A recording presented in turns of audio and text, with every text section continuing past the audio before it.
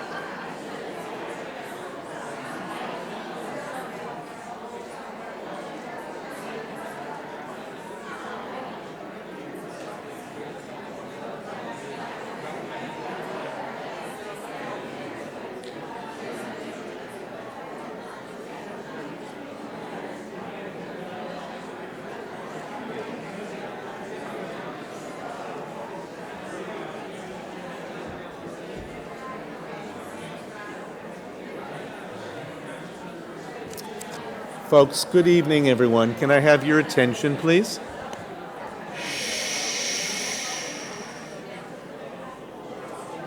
Folks, can I have your attention, please?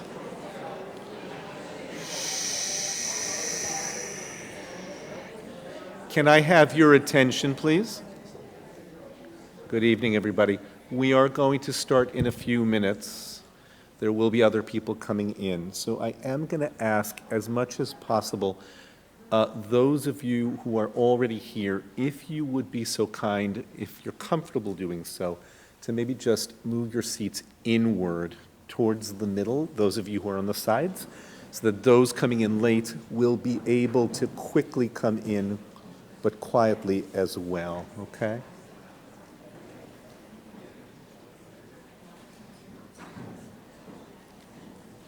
Again, we will begin in just a few moments.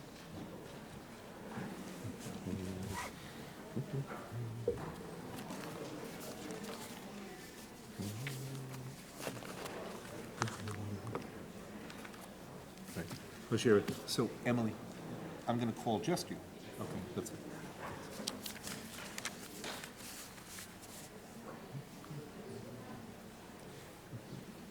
Zoe, can you do me a favor?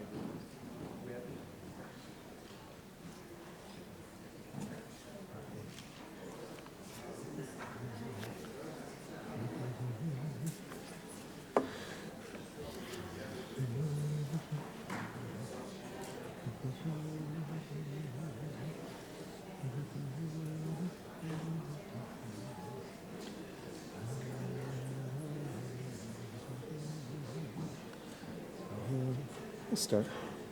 Yeah. That's yeah.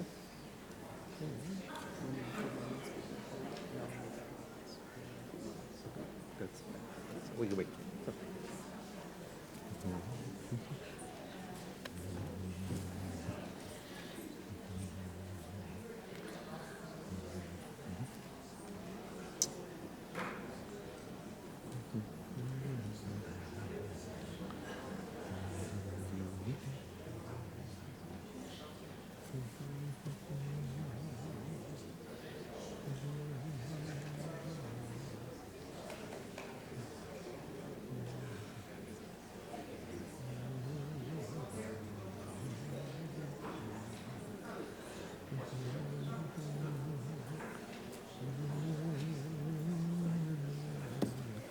Jeff, I don't think anybody is really.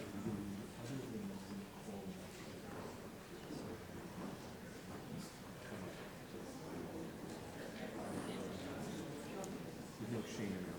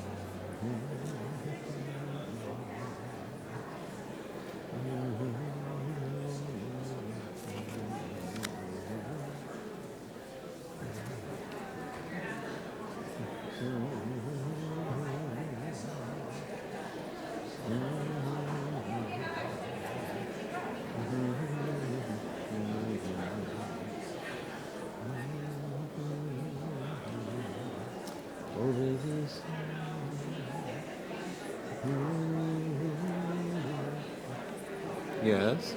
Oh, I'm waiting on Rabbi Keen to tell me when he wants to start. So, Ben, there you go.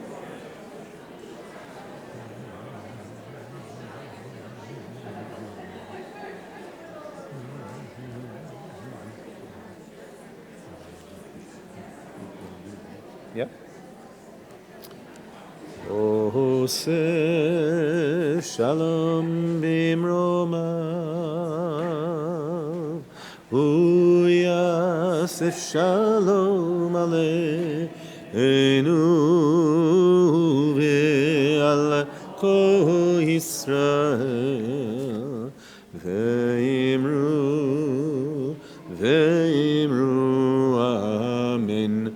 Ose shalom bimroma, hu yaseh shalom leinu ve'al kol Yisrael ve'imru ve'imru amen. Yaseh shalom, Yaseh shalom, shalom aleinu ve'al kol Yisrael. Yaseh shalom, Yaseh shalom, shalom aleinu ve'al kol Yisrael.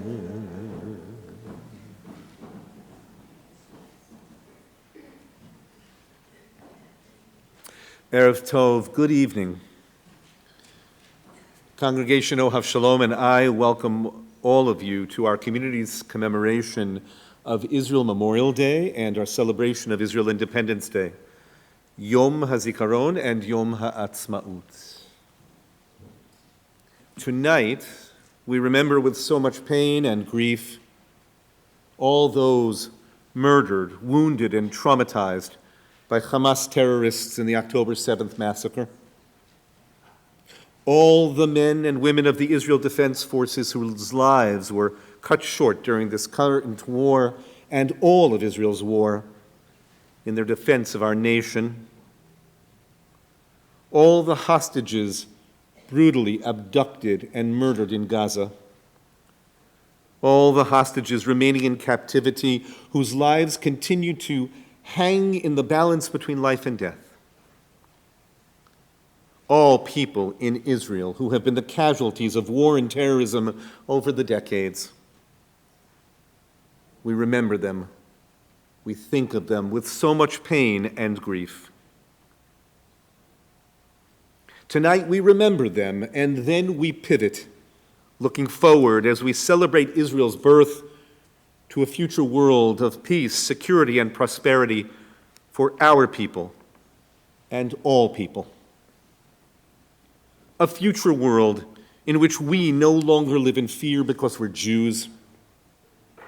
A future world in which sinat chinam, baseless hatred between factions within the Jewish people, is replaced with ahavat chinam, thoroughgoing, unconditional love for one another. A future world in which Israelis and Palestinians no longer suffer the traumatic wounds of conflict. A future world in which our beloved Israel and her neighbors are at true peace. As we remember the past and hope for the future, we pray that the words of our prophet Yeshayahu, our prophet Isaiah, will come true speedily in our day. Lo yisagoy el goy cherev, v'lo yilmedu od milchama. Nation shall not lift up sword against nation, neither shall they learn war anymore. And we all say, Amen. This time I'm going to ask Cantor Emily Short, the cantor, the chazan of Congregation Beth Emeth, to lead us in the Star-Spangled Banner. I'll ask that those who are able to please rise.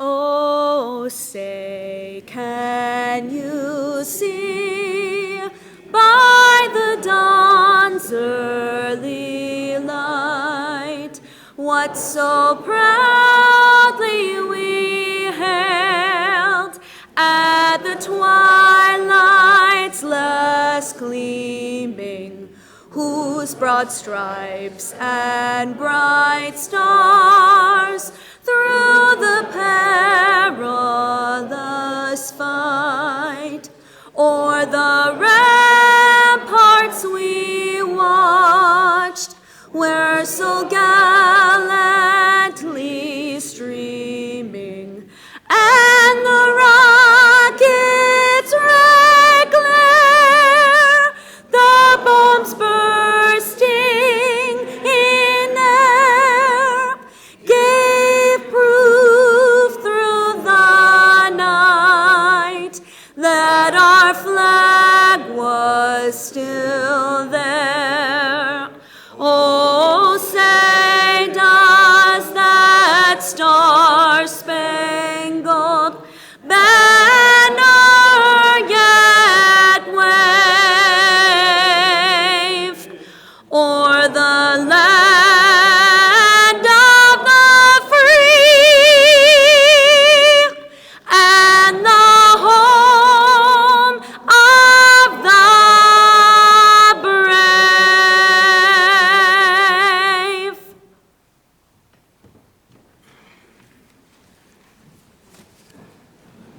I wish I'd listened to the advice, never follow an eloquent rabbi or a cantor with a beautiful voice.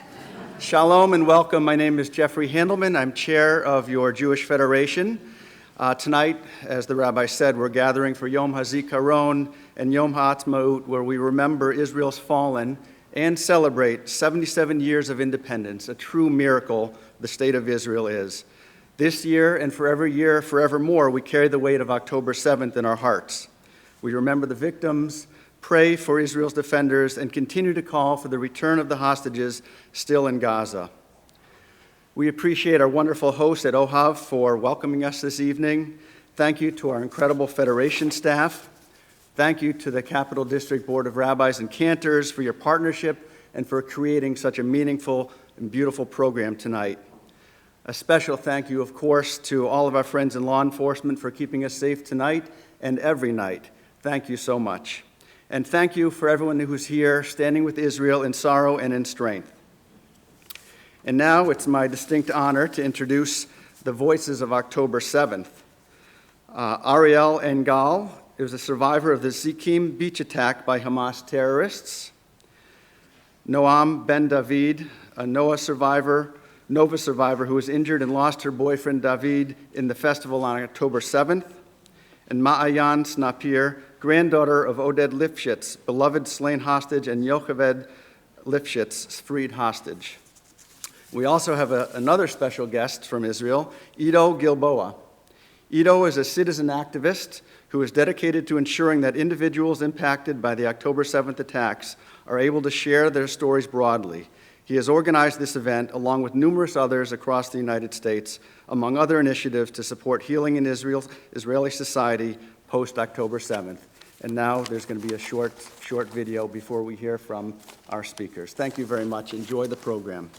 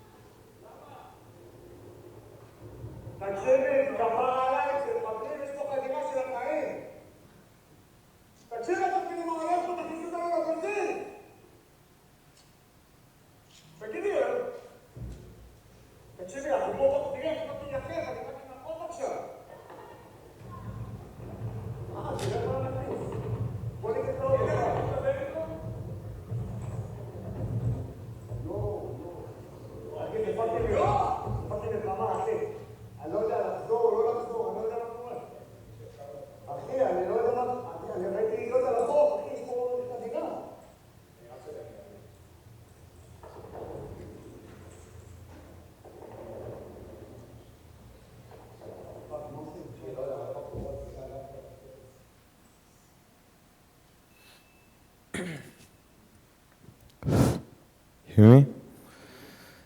Hi everyone, good evening. I'm sorry I'm a little nervous, I haven't spoke about it for a long time. My name is Ariel, I'm 28 years old. I live in Beersheba, and I used to be a student there. I studied computer science and linguistics, And in my free time, I was a bartender. And me and my friends from the bar, we wanted to have a party for all the staff members, and we planned it for like 6 months. And we tried to find like the best date, and eventually we decided on October 6th, and we went there in the night to Zikim, which is it's the closest beach to Gaza Strip, and we made camp there. It was an amazing night, really. We brought with us food, lights, tents, even a DJ to make it an official party. And we partied the whole night, and it was one of the best nights of my life. And around 6 a.m. in the morning, we decided to go to sleep. So we closed the music, and we went to sleep. And I remember in some point, I just woke up. Me and a friend next to me, we heard like a sound of an explosion. And we're looking at each other, and we're looking like on the beach, and we see like everything is normal, everyone is still sleeping, fishermen are walking on the beach. So we talked about it, and we figured out that our friends are trying to prank us. They put some sounds of explosions in the speakers. So we laughed and went back to sleep. And maybe a minute later, we woke up to sirens and alarms. And when we woke up, it wasn't that calm anymore. We saw like all our friends running around, and a lot of people that was on the beach trying to find shelter. And we made camp right between two boat containers, like that was lying on the beach. Nothing that could really save you, but it felt safe in those moments. So we ran there, and we hid there for around 15 minutes, just lying on the ground, waiting for the explosion to stop. At least I thought to myself that we just caught a bad day on the beach. Like it happens from time to time. And when it will be over, we will just go home and everything will be okay. And when those 15 minutes passed, I suddenly saw, we all saw, 3 boats coming from south to north, like crossing us. And I remember myself like looking at the boats, standing, like no fear, no nothing. I didn't understand what I saw. And I was thinking like, wow, this is the Navy or the rescue forces, like what are they doing here? And then they started to fire at us from the sea. Like they were like 100 meters from us, maybe less. And they're all shooting at us. And the Navy that was further in the shore shot at them. So all the bullets like came to our direction. So we just ran as east as we could, like as far from the sea as we could, while the bullets are flying towards us and hitting the sand around us, and you see like the sand pops up and dancing all around you. It felt like a movie, really. And we kept running, and we ran like almost 2 kilometers until we got to a military base, the one you saw on the video. And we didn't know at first, like, what should we do? Like, should we go to the cars and run away from there, or should we go inside the base? And after thinking about it for like a minute, we decided that it's better to go into the base. Like, we thought that if it's actually a war going on here, we should probably hide within a place where there is a lot of guns. So we asked the soldier that was guarding to let us in. And as you saw in the video, she didn't let us in. She said she can't. And we begged her, really begged her to let us in. We told her that we're just, students that came to the beach to have fun, and we're not terrorists, and we're not going to do anything to her. But she got the order not to let us in, and I have to tell you, I understand her. Like, she was a month into the army, didn't fire a single shot, I believe, in her life. Like, she wasn't prepared for that. She wasn't capable of handling this situation. So now when I'm looking at it, I understand why she didn't let us in. But in those moments, we didn't understand. We just screamed at her, and she didn't let us in. So we just found ourselves like 20 people standing on the street, like on the road, and just talking between ourselves, like what should we do next? And at some point, someone from somewhere, I don't know where, started shooting at the road.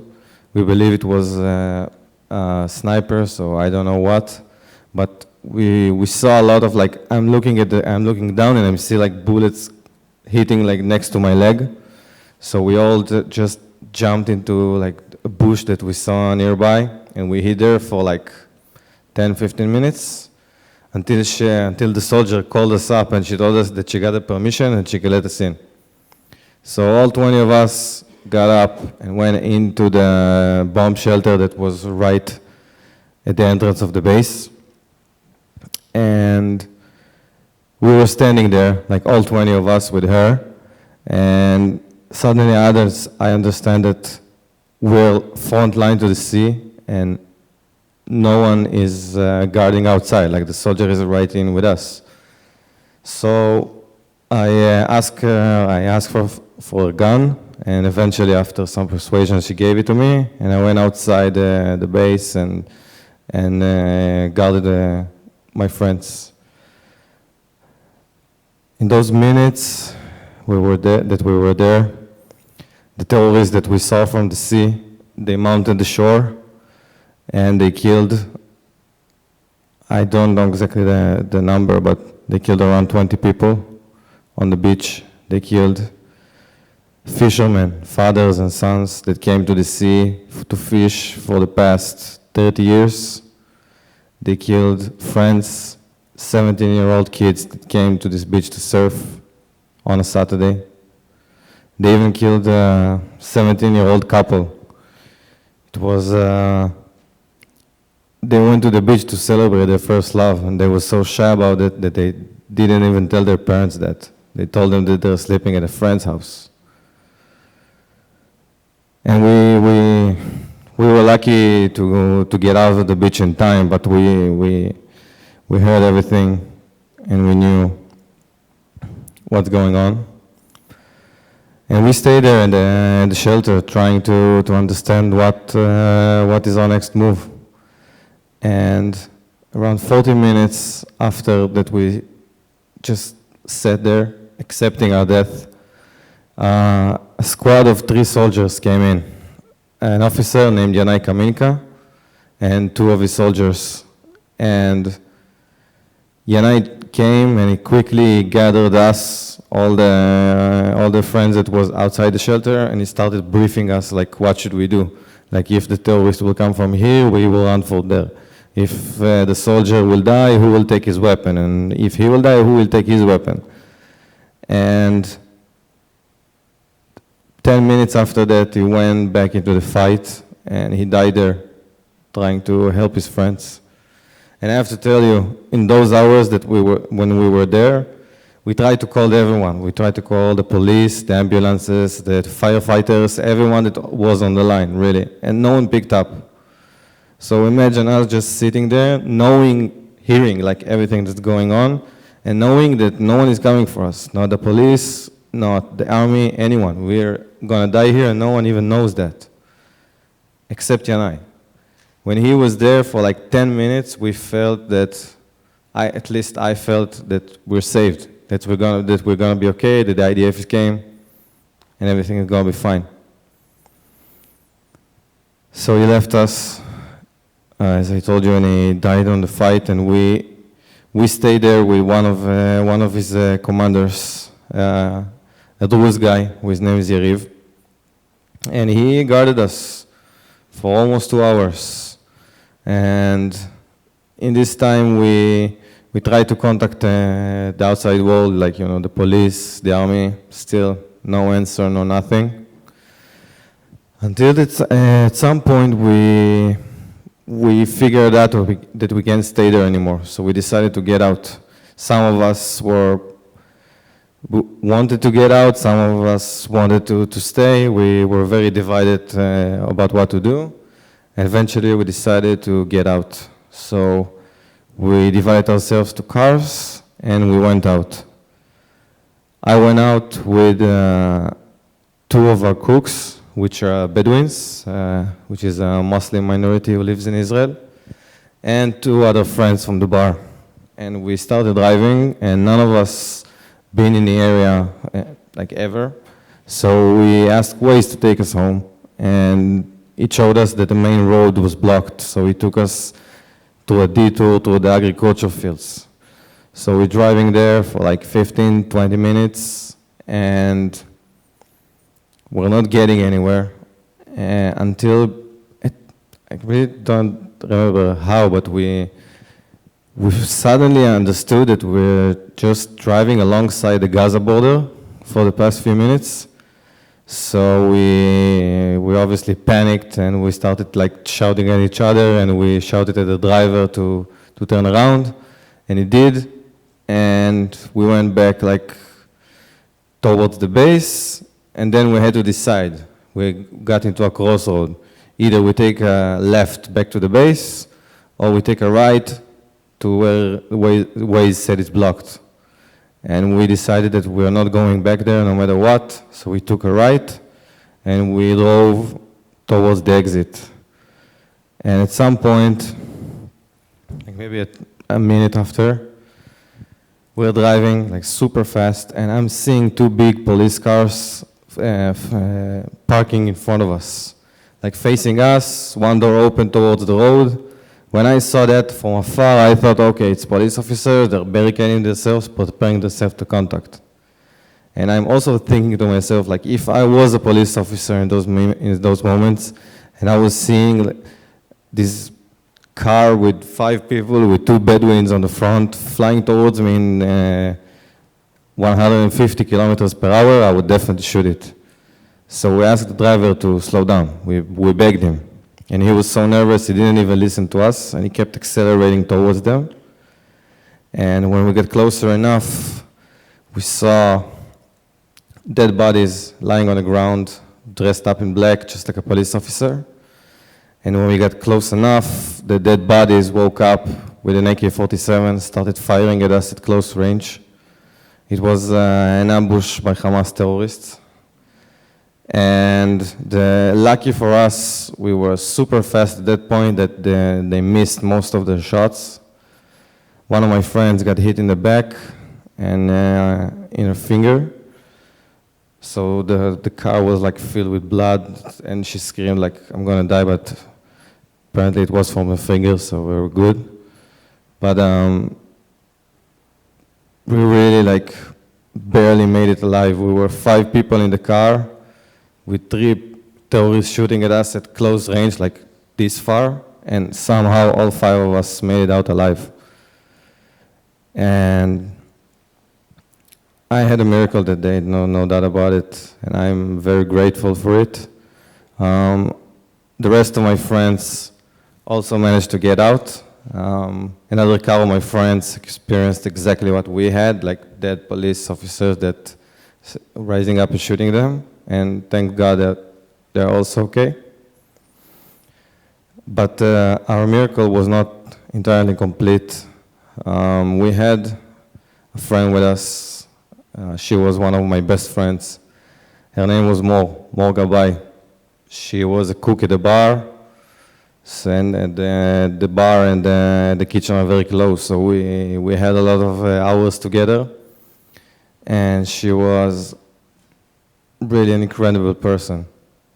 The one that can have 2 jobs, like wake up every day at 6 a.m., work until 3 p.m., then go home, feed her 2 dogs with 6 puppies, and somehow manages to make lunch and ask me or another student friend of her that lives next by to come to eat with her.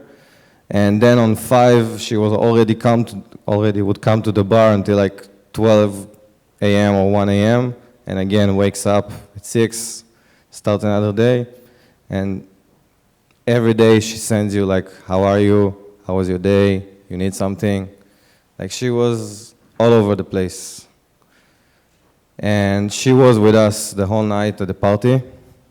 And around 6 a.m., when we decided to close the music and go to sleep, she decided to go home to her mother, who lives in Netivot. And she went out, and the sirens caught her on the way, so she hid.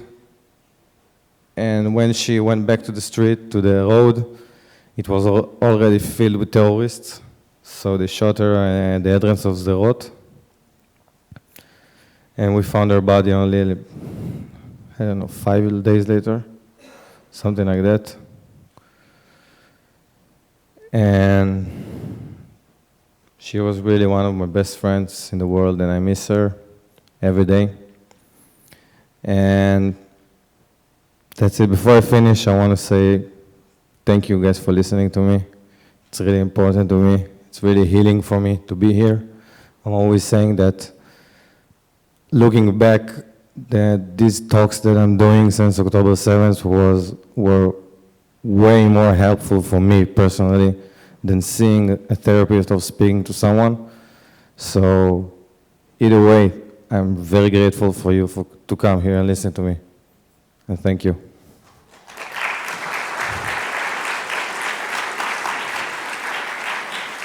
Thank you.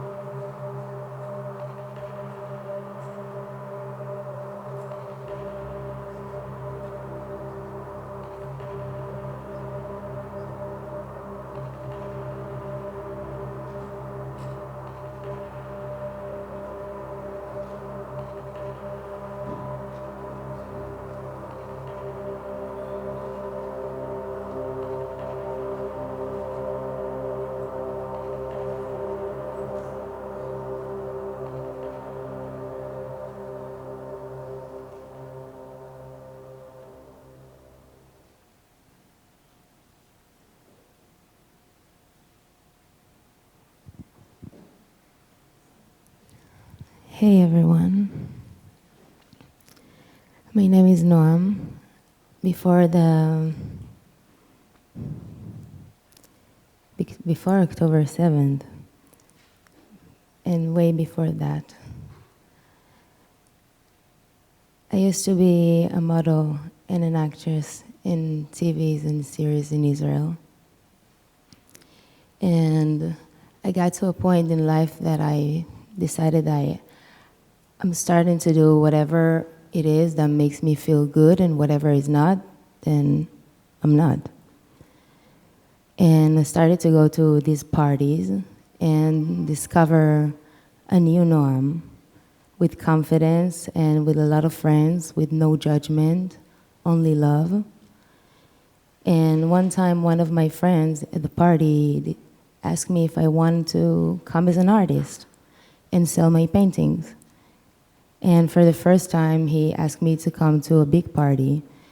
And I came to this party, and I had a date that day. And that day, he stood me up. And I said to myself, no one's gonna play me like that. I'm gonna decide with who I wanna be. And that day, I saw a handsome guy dancing with his friend on his shoulders. And I reached out to him, and I asked him to be the next one on his shoulder. And we danced a little bit. And by the end of the party, I remember that I don't have a ride home because my date stood me up. So I reached out to David again, and I asked him, where are you from? And he told me Herzliya. And I said, great, I'm from Ramat HaSharon, so you're my ride home. And don't tell my mom, but I went to his house. And since then, we were inside this amazing and magical relationship. And we flew together to this huge trip in India, Sri Lanka, and the Philippines for 7 months. And when we got back, I was invited to the Nova. And my beautiful baby, David, he come from a religious family, and he was at the Sukkah the last day. And of course, he's going to support me. And I had a terrible stomachache that day and a terrible feeling, and I didn't want to leave the house. But David insists that maybe because we traveled for so long, I'm not used to it, and he tried to calm me down. And he came to pick me up. And we got around 2:30 at night to the party, to the Nova. And David helped me to put everything together to organize the stand and the canvases and the paint and the colors, the brushes. And I remember telling him that I want everything to be really close to me, so I can keep my eye on it. And I didn't even paint anything new or open anything. I just sat down there because I was scared that I need to pick it up real quick and it will get ruined. And we sat down there and we said hello to a lot of friends from the trip and from before. And David even fell asleep for a little bit. He didn't even feel well also. And by the sunrise, when the sunrise just came, we went to the main stage. They opened the main stage and we start to dance with everyone. And the sun just hits everyone's faces and you see their smile. And you get to hug them and to close your eyes and to dance with no worries, only love. And I went back to my stand to take my sunglasses for a second. And when I came back to the dance floor, one of my friends, he said, hello. And I said, hello. And he told me, hey, look at the sky. They make fireworks for us. And I looked at the sky, and no, that was not fireworks. And at the same exact minute, someone screamed at the mic, stop the music, everyone run away. There's rockets in the sky, just go away from the area of the party. And I saw David, and we decided that we're gonna take everything to the car and to drive. And we saw that there's traffic in the way out.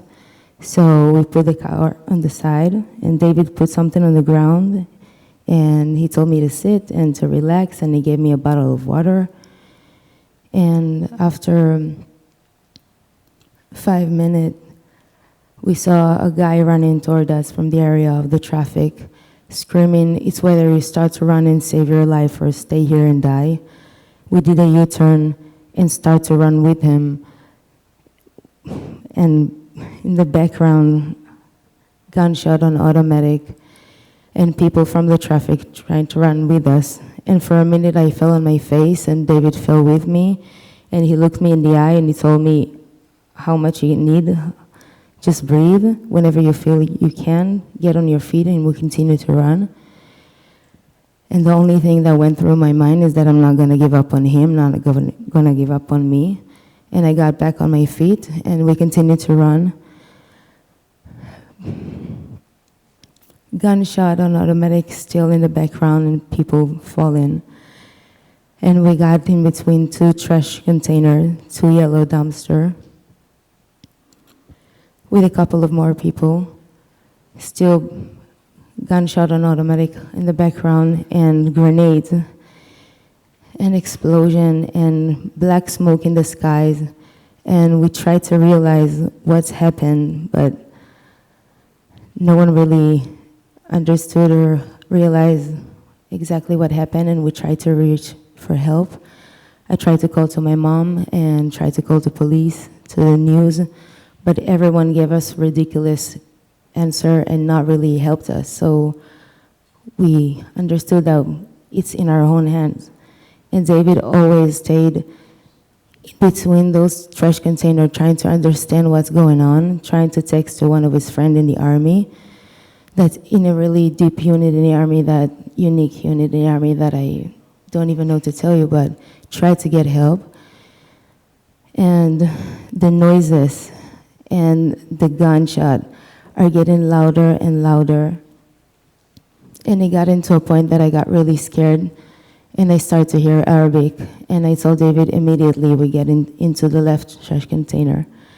And we got inside the left trash container with a couple of more people. We tried to put our heads down. David always in the interest trying to look what happened and to describe to his friends what's going on. And for a minute, I heard one girl screaming from the outside of the trash container, "Please leave me, please don't take me."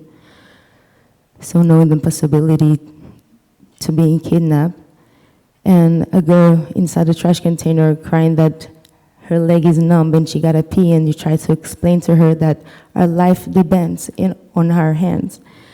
And plastic bottles that the tiniest move you make, the noises that it makes, it's terrifying because you try to stay as quiet as possible, and a phone that rings because people dropped them while they ran. And after a couple of seconds, one of the girls from the inside of the trash container, she raised her head and she screamed, "They saw me."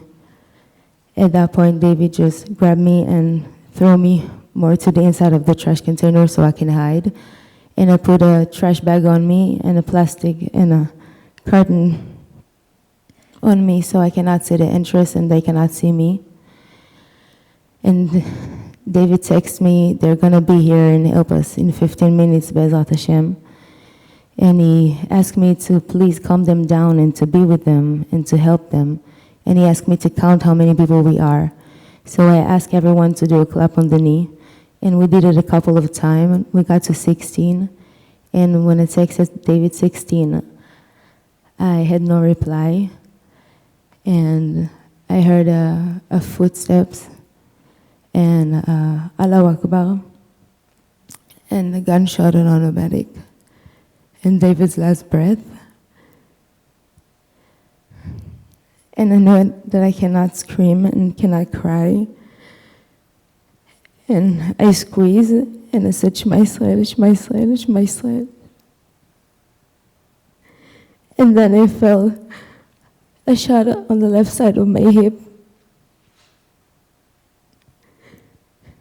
And after a couple of long seconds, the terrorist left the dumpster. And I tried to understand what with David, to figure out what with David. And one of the guy from the entrance, he did like that. And the girl that she got a pee a second ago, no longer alive. And the guy that next to me, to the right, with his head down and blood all over. And after 4.5 hours that we were hiding, and almost an hour after we got shot, we start to hear a little bit of gunshot more in rhythm, which means that it's people from Israel because we're not allowed to shoot an automatic. And then I start to hear a little bit of Hebrew, so I try to make noise and to scream in woman voice so they will come and help us. And then I saw two men that organized the party that I recognized. And immediately they came with the army, people from the army, and they helped me and the four that survived out of the 16 to get out of the trash container. And they put me in an open field, still bullets falling next to my head. And 3 people that wasn't supposed to be on duty on that same day felt the need to come to the area of the party. And they saw me and they decided to take me. They put me in a private car. And they saw 669, which is a unit that specializes in paramedics. And they took me to Soroka. And from Soroka, I moved to Laniado Hospital. And I went through 2 surgeries. And then I moved to Beth Levenstein, which is a rehabilitation hospital. And I was in a wheelchair, learning how to walk again. And if I can say that when I met David, we both have this status. In Hebrew, it says, "Akol mishtabesh letova." In English, it means that things fall apart in order to make them in a better and stronger way. But sometimes it's kind of hard to see the lesson or what's going on, and things seem so unfair. But hey, that date, he stood me up, but I got the most amazing thing I ever got. I got David. I got my angel. And sometimes we don't need to think about what's going on right now, and it gets more frustrating. Just keep on moving and being together, united, with love, and to never, never, never stop dancing.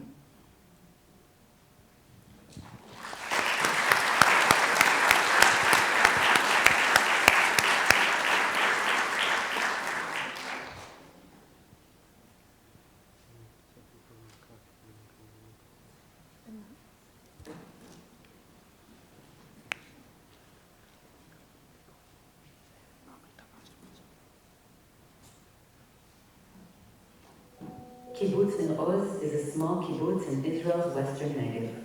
It is located 1.7 kilometers, barely a mile, east of Khan Yunis in the Gaza Strip.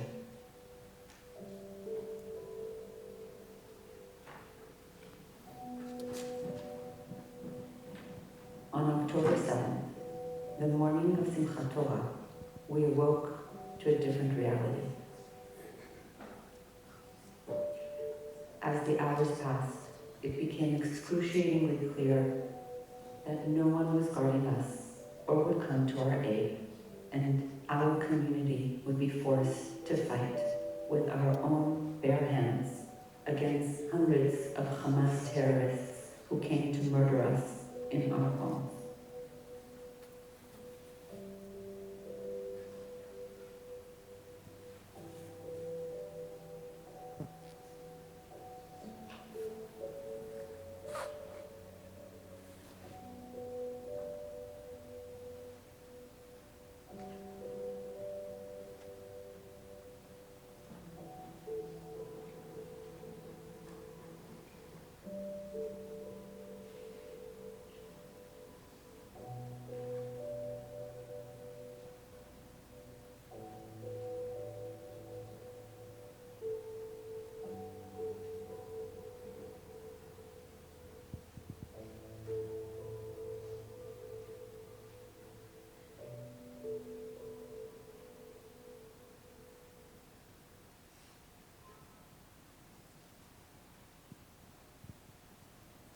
Hello, everybody. I know you just heard two very difficult stories, so I hope you'll bear with me and you'll take a deep breath before we continue. I will say that even sitting next to both of you is, I don't even have the right words, but it's very, very meaningful also to me. And thank you for having us. I think this is a healing process for all of us, and this is the reason why we choose to do it, even though the times are not easy.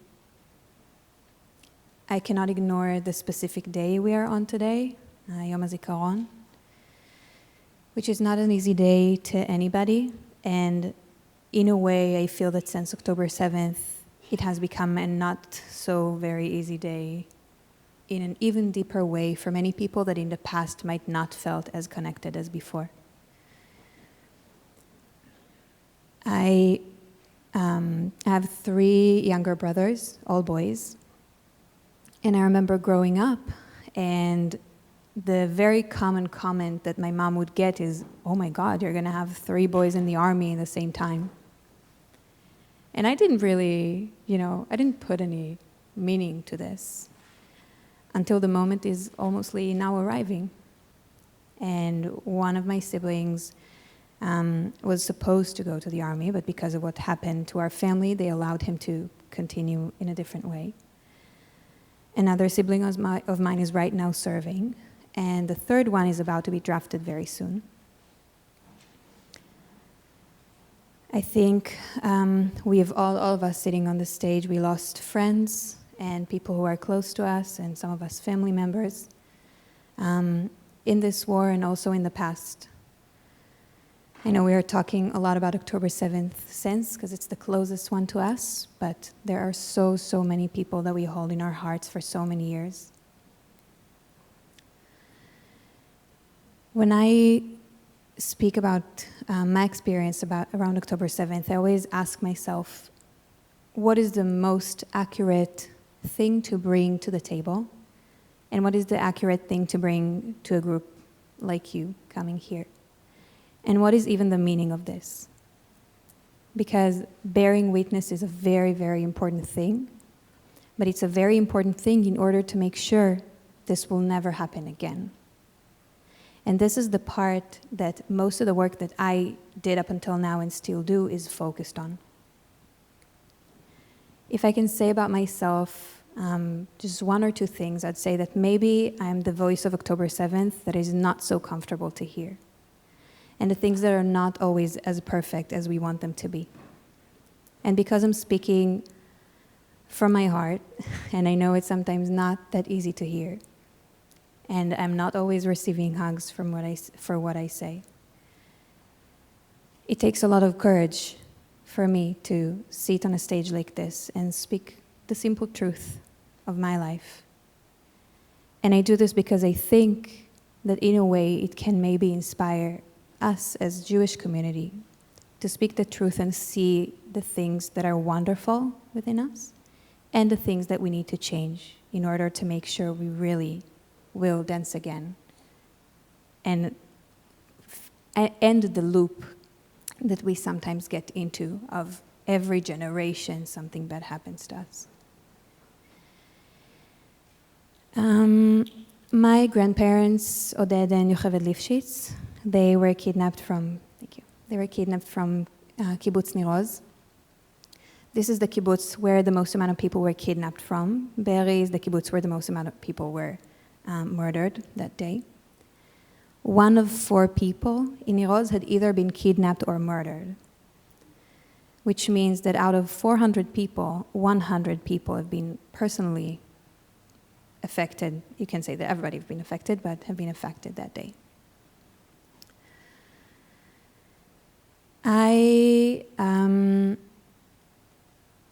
When I was 12, my grandparents took me to a bat mitzvah trip. And we went to England to visit one of my aunts. And the way that you spell the word Lifshitz in English, every person is spelling it a little bit differently. So the thing was that the way that their name was spelled in their passport was different than the way that mine was spelled. So the officers saw 2 relatively old people with a very young, blonde, sweet girl. And they were literally certain that they are kidnapping me. They asked me questions on the side, and they really tried to figure out if they're really my grandparents. And that was the first moment in my life that I encountered the concept that somebody is even suspicious that somebody might be kidnapped. This is not something that we usually encounter. And around the same time, we had a situation in my family that unfortunately I cannot share too much of. It's also because I choose to keep things private for people. But one of my siblings was kidnapped. And I remember the situation of going to a police station and trying to figure out what the heck are we doing? How do we solve this? And I also remember the police station not being that nice and not that useful. And I feel like I've seen many of these things along the years from my personal experience, that in a way the War of October 7th has brought them up to light, to something that's more visible to others. And these are the things that we might want to ask ourselves how to really change. So when October 7th arrived, I was ready, in a way. I felt like God prepared me in quite a few events throughout my life. I grew up in a home with a lot of violence, and both physical and mental, for many, many years. And I know that this is very uncomfortable to hear because we all want to paint the picture that everything is perfect and everybody is innocent. And this is absolutely true. The people who were kidnapped on October 7th are innocent people that were simply in their home or partying at the Nova, and they were taken. And this is the global level that we look at it. But if we look at every story individually, every person that something that big is coming to their front door needs to ask themselves, what brought me here? And what God is trying to tell me? And what do I need to change in order to make sure this thing will never happen again? Not to me and not to anybody else. So on October 7th, I was at an overnight picnic. It was a holiday, you all know that. You're all Jewish, or at least I assume most of you. And at a very early morning hour, I didn't feel well, which is also something that's important to mention because Noam mentions it too, that she didn't feel well. And I mention it because I think that this is this power that one might call God, and the other one might call universe, and the other one might call intuition, but it doesn't matter. It's this power that somehow connects us all, and even though we don't know how to explain it, it's always around us. And I really didn't feel well, so I went to my car and I put my head on the wheel. The car is parking, of course. And I rest my head on the wheel like this, and I feel nauseous and as if I can't move. And I stay there for a while until a policeman is coming over and he's knocking on the window really strongly. And I look surprised because, what are you doing here? So I open the window of the car. And he says, you need to go. You need to drive away from here. And I didn't understand what he wants, and it kind of annoyed me because I really didn't feel well. So I was like, okay, it's a police guy, I'll drive away. But I didn't move immediately, and he said, you need to go because I need to lock the woods, which is something you can never understand because you live in the US. But in Israel, the woods are small enough so you can lock the front gate to a few roads and everything will be closed. So what I did was, since I felt so bad, I just took the car, drove right outside the gate, and stayed there. And I put my head on the wheel and I tried to rest because I feel really bad. And after some time, the same police guy is coming over and he's knocking on the window really angrily this time. And I open the window and he says, you don't understand, you need to go now. You don't understand, so you need to leave. And I'm like, okay, he said twice, I'll go away. And that's how October 7th started for me. And I think it continued in a way that many of you might share, beginning to see the videos that were uploaded online at the time. And this is how it started. And I didn't exactly understand what this means. And I think that the moment that I was able to a little bit better understand what I'm seeing, because there is a difference between seeing and understanding, is when my brother, he was traveling in Australia after his army service. He was already there for a year. And from Australia, he realized what's going on here in Israel. And he called me at some point, and he said a sentence that sounds surreal. He said, you realize our grandparents are kidnapped, right? And just out of being nervous and not understanding how to react, I laughed a little. I was like, because it was not something that you can even grasp with your normal mind. And even though he said kidnapped, the truth was that they were considered missing for a long, long time. In fact, my grandma was considered missing until the moment she came back. There was no information about her whatsoever at any moment. My grandfather was considered missing until the big release of women and children that came back.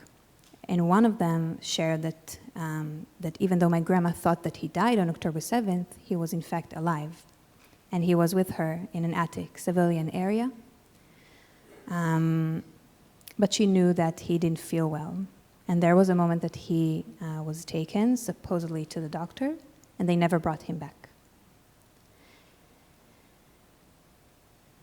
It took more than 500 days. And in these 500 days, the whole time, he was officially considered alive. Until he returned, not alive, to burial in Israel, in the same time that the Bibas family returned. So the oldest hostage from Niroz and the youngest hostage from Niroz returned together the same day. When my grandma returned, what happened was that my brother, the one that was in Australia, he tried to get back home. And it was not easy because they only allowed for people who drafted to the army to go back. And even then, it was really, really difficult.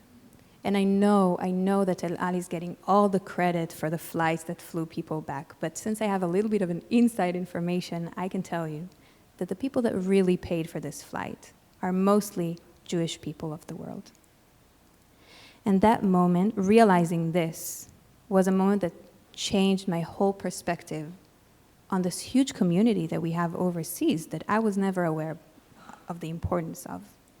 I didn't even understood why you care about Israel so much. I mean, it's nice to have for you, but why? And that moment did a big shift for me in understanding the importance also the Jews of the world have for me personally and on my life. My brother came back after about a week, and most of the family went to Eilat, evacuated to a beautiful hotel. Nobody thought it was beautiful, though. And there was a moment that he opened his phone, and one of the things that many people did was to read Al Jazeera, which is a very famous Arabic newspaper. And he opened his phone and he saw a message from Hamas. And the message said, "We wanted to release Yocheved Lifshitz, my grandma, and Norit Cooper, but the Israeli government didn't want them." And that was also a very strong moment, because you don't exactly understand what's going on. And you don't know if it's propaganda, if it's real. What is this? And after about 3 days, all of a sudden the family received a phone call from the army saying, she's already on her way home. Just like that. A moment before, we didn't even know that she's alive, because Hamas did not release any footage or picture. They used the picture that the family published. And she was already on her way, quite literally. The only problem was that they were about to take her in a helicopter to a hospital in Tel Aviv. And most of the family were in Eilat. And it takes, 4 or 5 hours drive? So they sent a helicopter to bring some of the family members to the center of the country. My younger siblings were very excited about the concept of having a helicopter take them. And there was a brief moment of fresh air. I was in the center of the country, closer to the center of the country. And all of my siblings called me. And they cried on the phone and they begged me to come to this moment that my grandma returns. And the fact that they had to beg me to come was because that the moment that I had to walk into meant to come for the first time to be in the same room with the person that abused me all these years. And I had to overcome the feelings and the hard moment that it is. I did not feel fear anymore. I was much stronger, of course. But still, it's a very, very, to say uncomfortable situation is the least, to be in the same room, and especially in such a hard time. But I'm very glad that my siblings asked this, because there is something in me that feels like they're not my children, but they're so sweet and young, and I cannot say no to them. So I came, and it was a very, very, very strong moment in every aspect that you can imagine. It's definitely a surreal one. And in a way, I feel like this moment that I choose to share, even though I can tell you that obviously not everybody loved that I share this, and not everybody feel comfortable with the fact that I say the truth. And it takes a lot for me to be brave enough to sit on this stage and say that time and again, because it's important for me, not in order to talk bullshit. As you can see, I keep it very simple. It's because I think that this moment represents the exact change that I want to see that will happen for us. Because I was able in this moment to walk into a room with somebody that I'm scared of and be in such peace that nothing will move me. And what happened was that he bowed when he entered the room to me. And when I think about the possibility of peace and the possibility of, for Israel, it's literally peace with the people around us, but also for you, because I know the Jews of the world suffered so much, also in the past, but we all know that since October 7th, things got much worse for so many. And I think that we have the ability to reach this place that we can be so certain and so centered that we know that we are good and that we are doing the right thing, that we will be an inspiration to the people around us that are looking for solutions. And they want the same peace too, but they might be taught to hate. And with that, on October 7th, a little bit after, I'd say, I felt like I have to help more. And as I said, I felt prepared in a way, because I did this transition of growing out of trauma. And yet I was going through, I'd say, another one again. So what I did is something that my mom, who is an incredible woman, taught me. Usually when something bad happens to us, we turn to God or the universe, doesn't matter. Even though sometimes when something bad happens, everybody remember God. And usually we turn to God and we say, oh my God, this terrible thing just happened to me and I have no idea how to deal with it. Please help me. And we pray and we ask for, some people see it as forgiveness to our sins. Some people see it as simply help me because I don't know what to do, because I don't understand. Help me understand. But the bottom line is that in a way, we allow ourselves to be in a very, in a position of feeling powerless. And it's not about asking God for help that's the problem. It's just the fact that many times it makes us feel as if we are powerless and all we can do is pray to God. And what I did was to reach out to God and say, this is what happened to me up until now. This is what's happening to me now. I understand that I need to do something with this, and I'm ready to do whatever it takes. So God, please tell me, what do you need me to do with it? And the answer that I received came in a sentence, sometime after.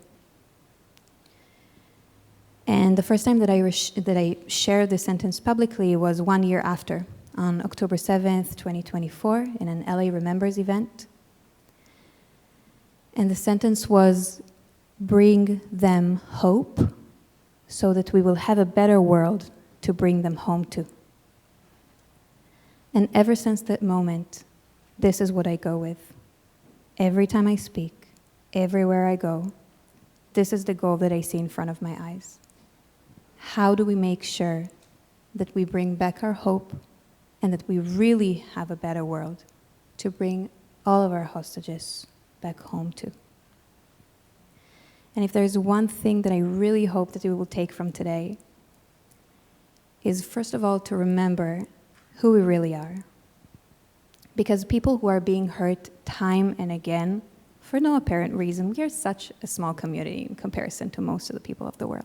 And yet we are being hurt time and again.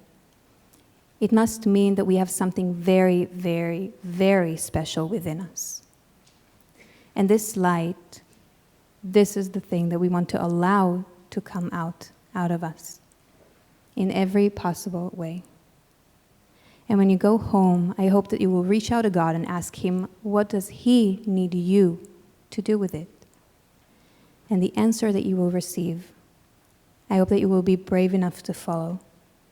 And it can be all the way from noticing what happens to the girl next door and helping her, and all the way to creating a program that creates happiness and joyful moments both to your community or the world.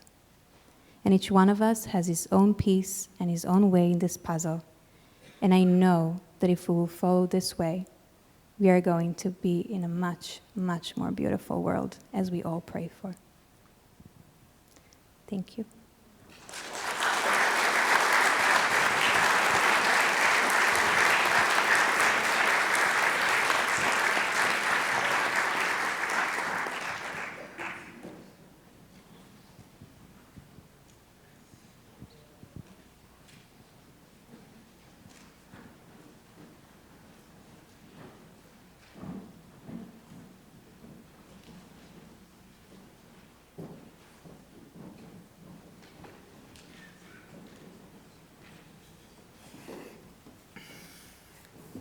Hi everyone, you can hear me? So for me, it's the first time I'm on stage, and I'm not the voice of October 7th you need to hear about. Those guys are, just to make clear. But I do want to tell you a little bit about myself and where I come from. So my name is Ido Gilboa, and I want to take this opportunity. I'm sorry I'm waiting for my phone, just so you know.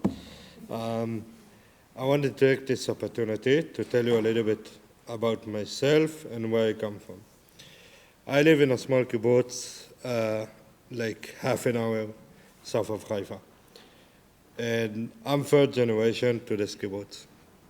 I come from a bloodline of people who took it upon themselves to build Israel, and to build Israel in their own bare hands, so the Jewish community can feel safe and secure. My grandparents taught their kids, and us, the grandkids, to live by a certain code. That code, among other things, is about being respectful and to support the community. And just to show you a very tiny glimpse of what it means. At the year of 2010, my mother and father decided to adopt 2 lone soldiers from Germany, who I now can probably say they are my brothers. So on October 7th, a big percentage of my family was enlisted into Miluim, and I was the only one who had to stay home with my mom at the time. My father was abroad, and to take care of her. I knew that sitting back and doing nothing wasn't an option for me. So the first few things I've done is to just go online and search for any and all group chats that I can find to help IDF soldiers with gear and equipment. From that point, I continued to take part and to create various different nonprofit initiatives, including serving under active reserves, for more than a year at a special initiative in which I've created 3 mobilized platforms, which until this very moment serves as a mobilized computer classroom that goes all over the country and trains IDF teams, first responders, and so on, for a very high-end combat simulation. And that's just one of the many things I'm trying to support the community for. For me personally, we reached a time where we need to remember the past and never ever forget about it, but we also need to look into the future and start the rebuilding and healing process.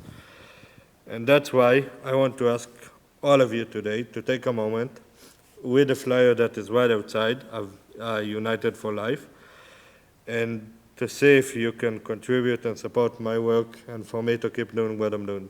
Thank you very much.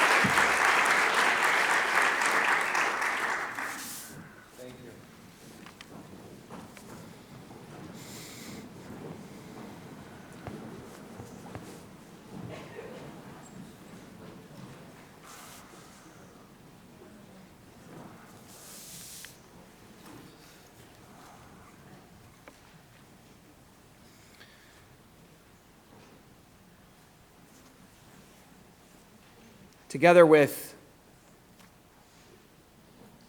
the Jewish Federation of Northeastern New York, the Capital District Board of Rabbis and Cantors convenes this moment to mark the transition, the liminal space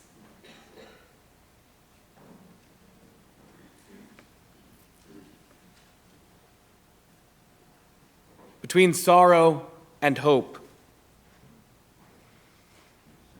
Earlier today, at a celebration in Tveria, one of the performers paused to reflect on the fires burning in the hills of Jerusalem by quoting the words of Ehud Manor, Ein li eretz acheret, gam im admati boeret, I have no other country, even if my land is on fire. This year, those words ring with painful clarity. The fires are not only symbolic, they are real, and yet they also speak to the deeper fire that burns in the soul of our people. A fire of memory, of love, and of loyalty. On the day before David Ben-Gurion declared independence in May of 1948, there was a historic battle at Kfar Etzion in the Jerusalem hills. After a long and heroic defense, more than 120 defenders of that village were massacred. The very next day, the state of Israel was born.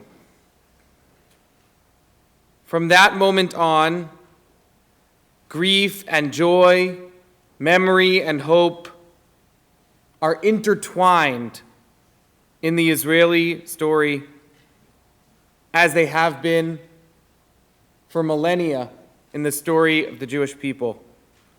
That is why Yom Hazikaron was established on the day before Yom Ha'atzmaut. Because the price of freedom is paid in lives. And if we celebrate without remembering, our joy loses its grounding. This year, as with last year, we carry the fresh pain of October 7th, and we heard these powerful voices to witness that moment. But Yom HaZikaron is not only about one day. It is not only about one tragedy.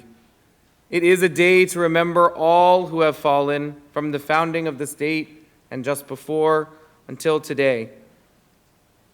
We remember 25,417 fallen soldiers and security personnel, and 5,229 victims of terror. Every one of them a universe, every one of them part of the story of our people. So tonight, we pause, we remember, we honor, and then we will dance again. Zichronam livracha, may their memories be a blessing. It's my honor to call up Cantor Rogerio Marks to do the El Malei Rachamim for fallen soldiers and terror victims. Please rise.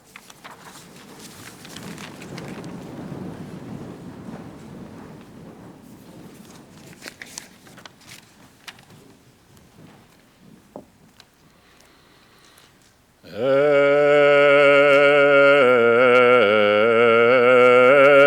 Malei Rachamim שוכן במרומים,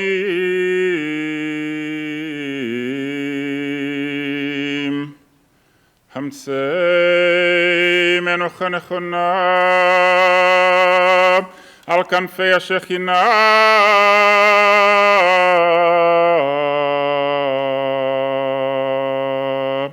במעלות קדושים וטהורים, כזוהר הרקיע מזכירים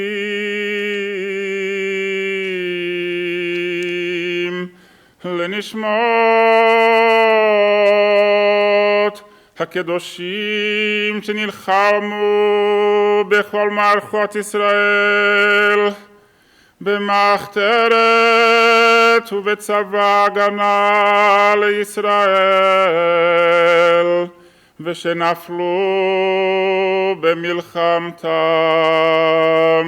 ומסרו נפשם על קדושת השם.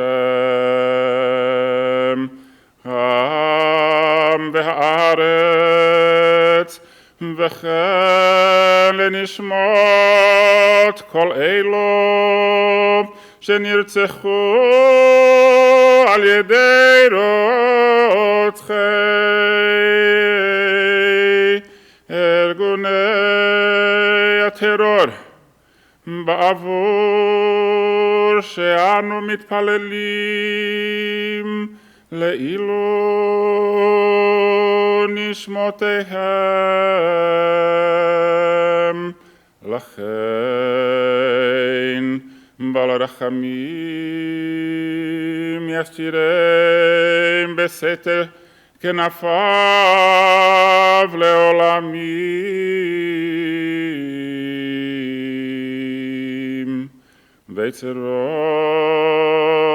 בצרור החיים את נשמותיהם, אדוני הוא נחלתם, בגן עדן תהי מנוחתם, וינוחו בשלום על משכבותם, ותעמוד לכל ישראל זכותם, ויעמדו לגורלם לקץ הימים, ונאמר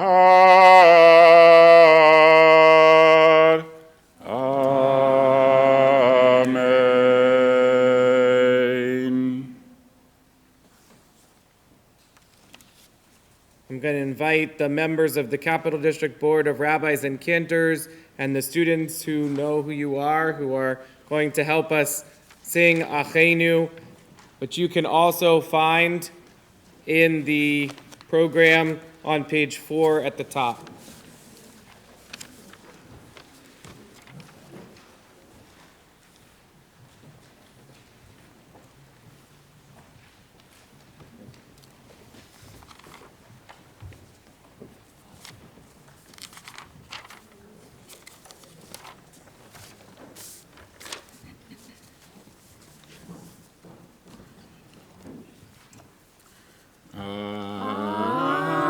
Achenu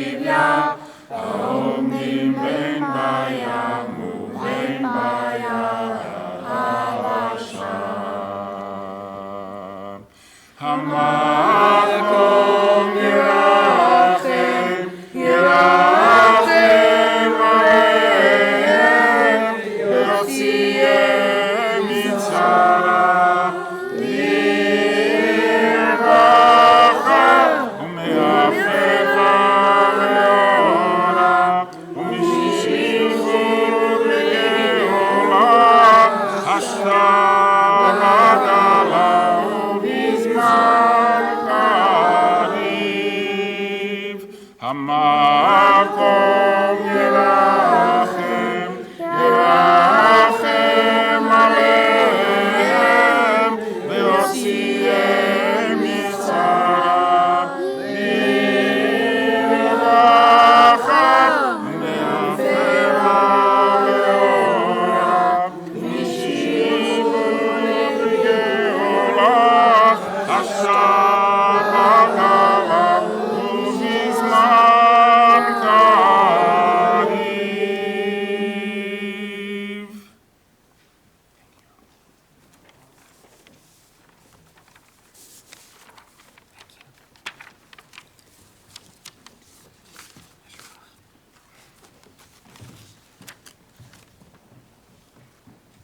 As we pray together for the state of Israel, we honor and salute all of those who are present, who served in the IDF, the Israeli Defense Force, or who is a parent of a soldier in the IDF.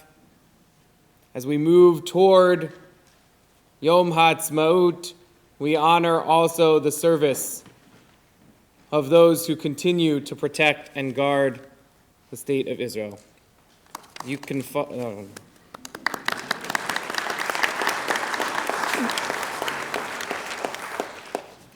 You can follow along as the Capital District Board of Rabbis and Cantors leads us in the prayer for the state of Israel on the bottom of page 4.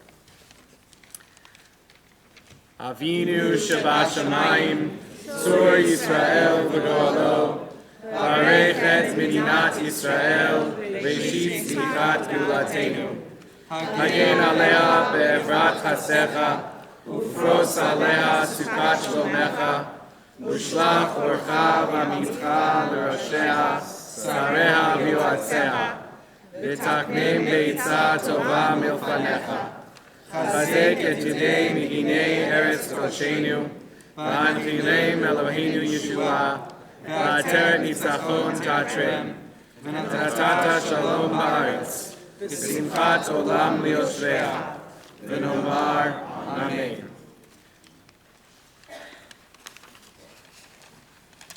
Our Father in heaven, Rock and Redeemer of the people Israel, bless the state of Israel with its promise of redemption. Shield it with your love, spread over it the shelter of your peace. Guide its leaders and advisors with your light and your truth. Help them with your good counsel. Strengthen the hands of those who defend our holy land. Deliver them, crown their efforts with triumph. Bless the land with peace, and its inhabitants with lasting joy. And let us say, Amen. Please join us for Hatikva on page 5.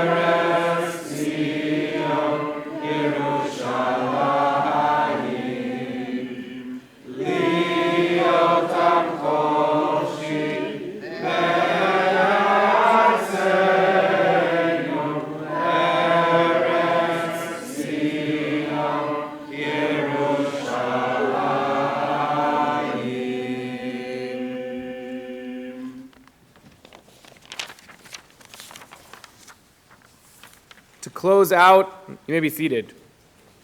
To close out our Tekes Ma'avar, our moment of transition between Yom Hazikaron and Yom HaAtzmaut, It's my pleasure to welcome up our Shin Shinim, young people who are here on our Shnat Sheirut, Dan Ben Nun and Yael Zafrani.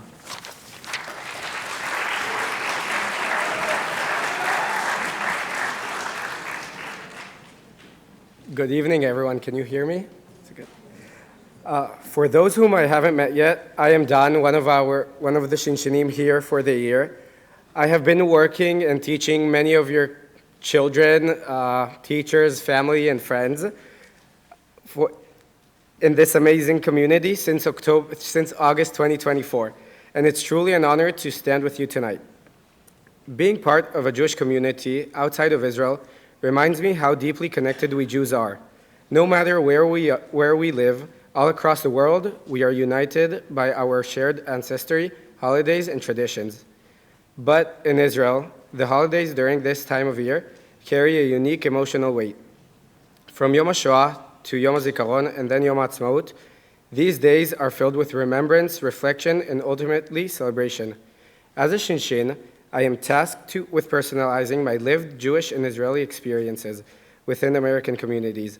So tonight, it's fitting that I discuss briefly the relationship between Yom HaZikaron, Israel's Memorial Day, and Yom HaAtzmaut, Israel's Independence Day. This is one of the most difficult and meaningful days in the Israeli calendar, a day when we stop everything to honor the soldiers and victims of terror who gave their lives for our safety and freedom. From a young age, I remember standing at ceremonies in school, listening to the stories of families who had lost loved ones. I remember the songs, the silence, the feeling that the entire country was grieving together. As I grew older, the names became faces, people I knew, neighbors, friends, family. For me, and many others, one of the most powerful moments of Yom HaZikaron is the siren. For a full minute in the evening, and again in the morning, the entire country stops. Cars and buses pull over mid-transit, trains stop on their tracks, people get out and stand still. Everything is still within the siren. A silence takes over. It's not just a sound. It's a feeling that echoes through your body, a moment of unity and respect that words can hardly describe. This culture of remembrance is something we grow up in up in Israel. It's in our schools, our songs, and our stories. It's not just national, it's deeply personal. There's a well-known phrase in Hebrew, Bemotam tzivu lanu et hachaim. In their death, they commanded us life. It reminds us that those who fell did not only leave behind sorrow, they left behind a mission, a responsibility to keep living, to build, to protect what they fought for.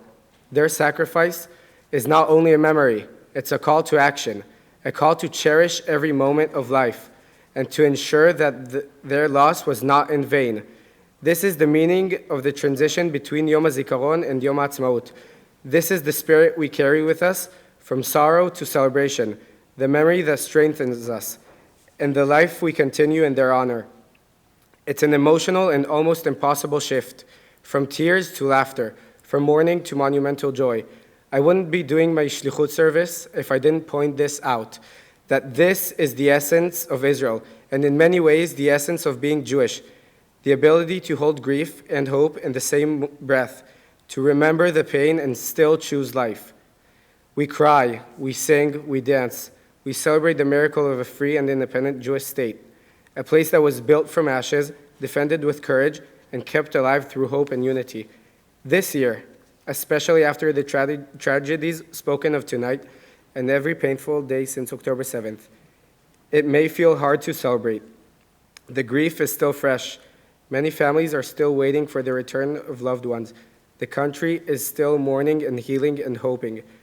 This year, for the first time, I'll mark Yom HaZikaron and Yom HaAtzmaut far from home, without my family, my friends, or the ceremonies I've known all my life. But I need you to know I also feel comforted, because even here, Yael and I are not alone. In this community, we stand together. We must remember, Am Yisrael Chai, the people of Israel live, and we will continue to live, to build, to dream, and to hope. We will dance again. We will rise from the hardest of times together, because that is what Jews everywhere have always done, and that is what Israelis will always do. Thank you.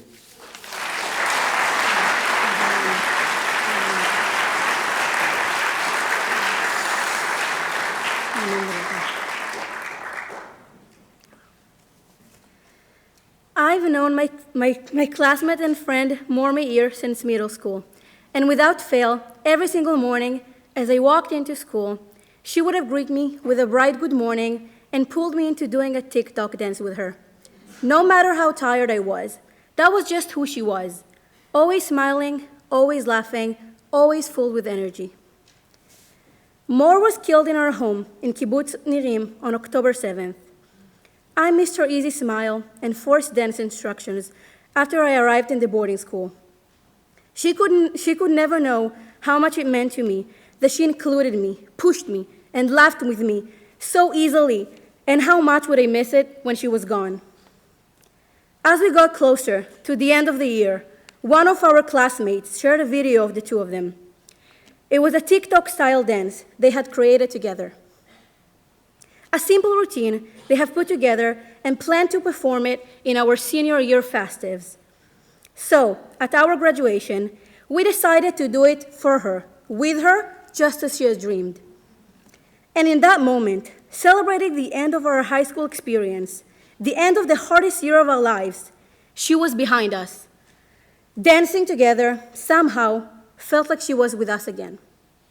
We felt whole just for a moment of shared celebration.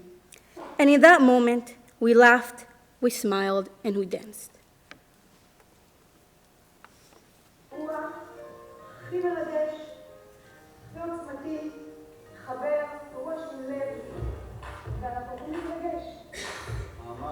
מאוד מרגש ולא פחות ממדהים. לדעת שהגענו לנקודה הזאת, שבו תלמידים מצליחים לחגוג את מסיבת הסיום, באמת, אני מקווה שרק יהיה להם טוב.